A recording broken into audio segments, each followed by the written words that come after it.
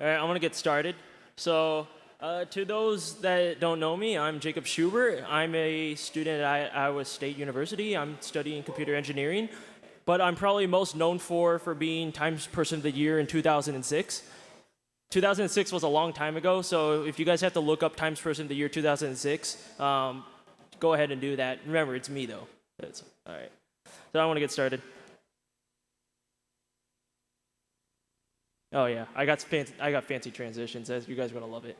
But so the synopsis is going to be basically economics. That's the primary. But I want to go into how technological economics works and how AI is going to change that. But I first want to start off metaphorically talking about how we can view different levels of resolution. Meaning, if we take one thing, how is our understanding of that thing, and how deep do we have to go to actually get to a certain level of understanding of that thing? So to make that simple, I can ask you a very simple question, and your understanding for that question is only going to go so deep that you wouldn't actually know how to answer as you go on. So here's a very simple question. Why are flamingos pink? And the very simple answer to that is flamingos are pink because they eat pink shrimp. So what they eat is pink. But then you can ask the question, why are the shrimp they eat pink? Well, then there's another level of complexity to that, because the bacteria they eat turn them pink. All right, what's another level of resolution you can view that?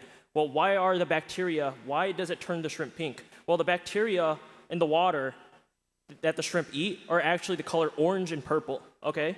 Why are the bacteria orange and purple?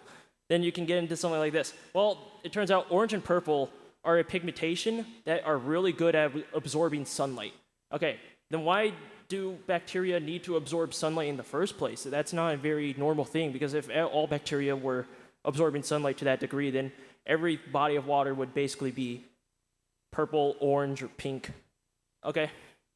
So it turns out they need to absorb sunlight because all of the microorganisms that usually live in a body of water are dead.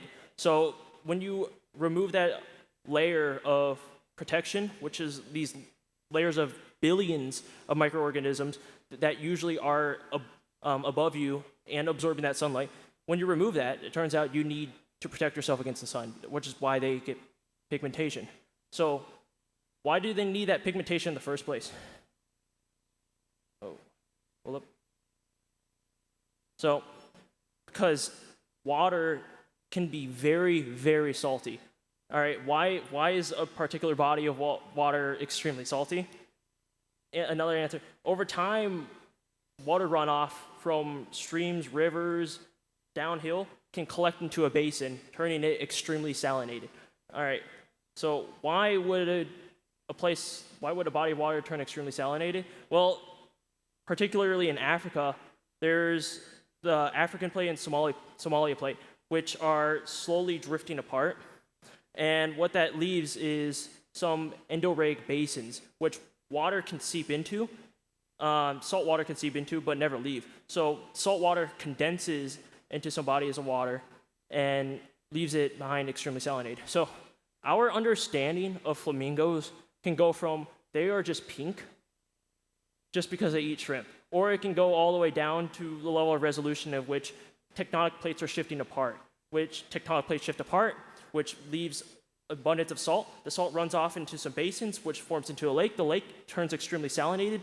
The salination kills off microorganisms, leaving a few microorganisms less. Those microorganisms, such as two types of bacteria, they need pigmentation to protect themselves against the sun, which usually means orange and purple. Orange and purple from afar equals pink, but the shrimp eat the bacteria, and then the flamingos eat the shrimp.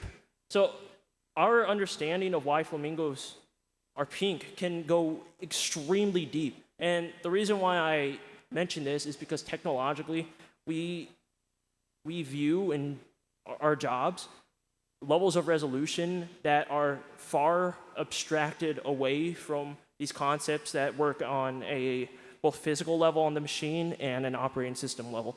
So I'll get into that later. But all right, here's the second part. in the field of manufacturing, there has often been a large conflict of why manufacturing jobs have been dying over the decades. And these reasons are very widespread. So a lot of politicians will blame immigrants. They can blame our trade agreements.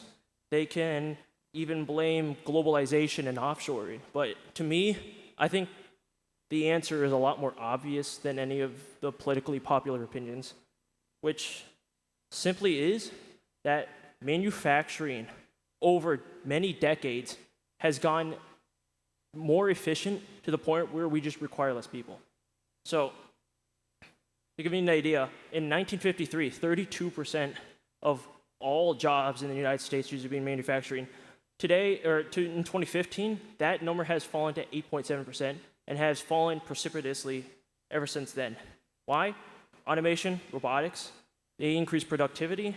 They can weld, assemble, do repetitive tasks far faster, 24/7, more times in an hour than a dozen humans can do in a day. So, and I want you to keep that in mind. Another field which has seen humongous shifts, not from the past several decades, but the past several centuries. Most of, you can say, our human history, we have been primarily agricultural creatures, where we farm. That's been the main job for most of human history. But over time, we've created tools, we've created machines, and our share of agriculture and agriculture jobs has fallen a lot ever since. In the year 1900 in the US, 41% of jobs were in agriculture. That today, that's nearly 1%, less than that. So why does this matter? Well, in the technology space, it has been following the same trend where we see a point where machines help aid us in a task. So whether that is manufacturing or that is agriculture, but once a machine gets good enough to replace a person, then that kills that job entirely. So it's already happened in agriculture. It took centuries in agriculture. It took many decades in manufacturing. But when we look at today, how technology, especially IT, is existing, it's following the exact same trend. We used to have to program computers with punch cards, literally plugging in cables to do binary operations. Then we simply abstracted that away with assembly language, and then assembly language got abstracted away with C, and then we had IDEs to assist with us, and then those, even C, which used to be a high-level language, is now a low-level language because we've made abstractions with more programming languages on top of that. So how is this looking like in terms of AI? So AI has enhanced human productivity to the degree which it can do most people's jobs. 60 to 70% of daily tasks can be already automated by AI. And we're seeing a heavy increase of that. Basically, roughly every 7 months, an AI's ability to do tasks doubles in efficiency and output. So if an AI can do a task that takes a human 1 hour, in 7 months from now, it's going to be able to do a task that takes 2 hours. 3 years from now, it's going to be able to do a task that takes a human an entire month to do. And what I'm trying to bring is, like, we don't see machines as, we don't see our jobs as like us editing or talking to an operating system, doing binary operations, electricity running through transistors on there. We abstract away, and we only see levels of resolution that we want to see. And what's happening is that AI is making those jobs, or especially programming jobs, it's abstracting that away even more, where it's taking the floor to enter those jobs and lowering it ever more. Someone can make a web app today without even knowing how to program. That's a level of abstraction, just interacting with an AI chatbot. That's a level of abstraction that hasn't existed before. And the more abstract something becomes, the less human input it takes, and the more jobs we lose in consequence of that. So that's just, okay. Any questions? That's just where I'm leaving it off. Yes?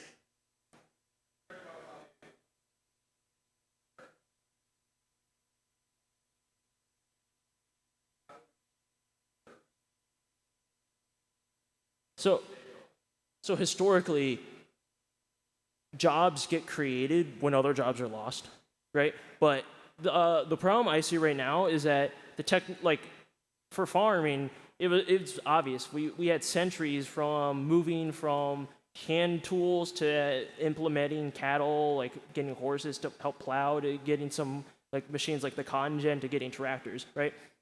Manufacturing, we had to develop the assembly line. We had to get machines to like stamp, mold, take away our welding task, to now getting fully automated robots. But the problem I see with AI is that instead of centuries or decades where those changes occur, we're looking at something that is taking years. Like measured in years, I can't imagine this taking more than 10 years to actually take large swaths of effect without across the white collar jobs in the industry. So I don't have a solution for that. I think we just have to wait and see, because I don't think anyone actually truly knows what things are going to look like. But if it's been clear that things are changing, and historically the trend is that there's going to be a loss somewhere, and right now that loss is going to probably be happening in white collar jobs. And it's because we've increased the efficiency. We're allowing people, like anyone can do a job a programmer can do essentially right now. I'm generalizing that a lot, but like someone that doesn't know how to code can code. Like think about how incredibly helpful that can be. You can design your own website with a couple prompts with an AI today. It's that good. But yeah, I hope that answers part of your question a little bit. Okay. Can you speak up? I can't really hear you.